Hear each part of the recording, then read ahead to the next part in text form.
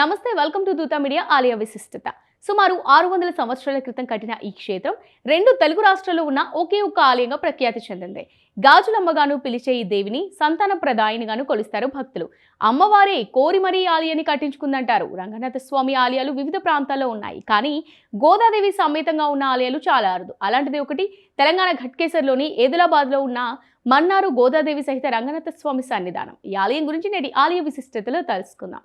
దాదాపు 600 సంవత్సరాల క్రితం మన్నారు గోదాదేవి సమేత రంగనాథ స్వామి ఆలయాన్ని అప్పల దేశికుడు అనే భక్తుడు కట్టించాడని, అప్పటి నుంచి ఆ వంశస్థులే ఈ గుడి బాధ్యతను తీసుకున్నారంటారు. ఒకప్పుడు తిరువనంతపురంలో అప్పల దేశికుడు అలివేలమ్మ అనే జంట ఉండేవారు. వాళ్లకు కొడుకు పుట్టాక ఆ జంట దేశాటన చేస్తూ ఏదులాబాద్ చేరుకున్నారట. కొన్నాళ్లకు అప్పల దేశికుడు చనిపోవడంతో ఆ పిల్లాడు చదువుకునేందుకు మేనమామల ఊరు వెళ్లాడట. తండ్రి పేరే పెట్టిన ఆ పిల్లాడికి రోజులు గడిచే కొద్దీ దైవభక్తి పెరగడంతో ఓసారి రంగనాథ స్వామి దేవాలయానికి వెళ్లాడట.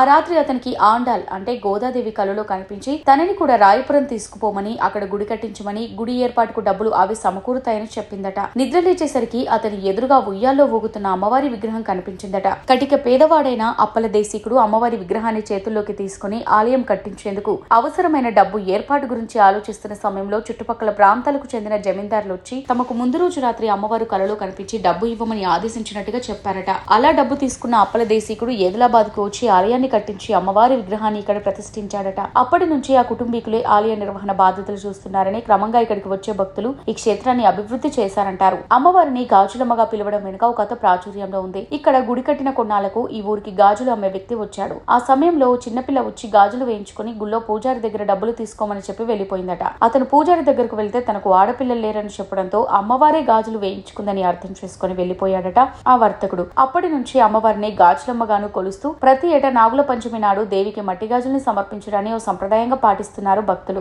ఈ ఆలయంలో రోజువారీ జరిగే పూజలు ఒక ఎత్తైతే, నెలలో మొదటి ఆదివారం లోక కళ్యాణార్థం సుదర్శన హోమాన్ని నిర్వహించడం మరో ఎత్తు. అదే విధంగా ఏటా శ్రావణ శుద్ధ పాడ్యమి నుంచి సప్తమి వరకు అంగరంగ వైభవంగా బ్రహ్మోత్సవాలను జరుపుతారు. ఈ ఉత్సవాలను చూసేందుకు 2 తెలుగు రాష్ట్రాలతో పాటు కర్ణాటక, తమిళనాడు, మహారాష్ట్రలకు చెందిన భక్తులు రావడం విశేషం. ధరుణ్ మాసంలో వైకుంఠ ఏకాదశిని జరపడంతో పాటు అధ్యయనోత్సవాలు, నమ్మాల్వార్ పరమపద ఉత్సవాలు, సంక్రాంతి రోజున గోదాదేవి కళ్యాణం, అమ్మవారికి ప్రత్యేక అభిషేకాలు నిర్వహిస్తారు. ఈ ఆలయం గట్కేసర్లోని ఏదులాబాద్ లో ఉంది. ఉప్పల్ నుంచి 22 కిలోమీటర్ల దూరంలో ఉండే ఈ ఆలయానికి చేరుకునేందుకు బస్సులు, ఆటోలు అందుబాటులో ఉంటాయి.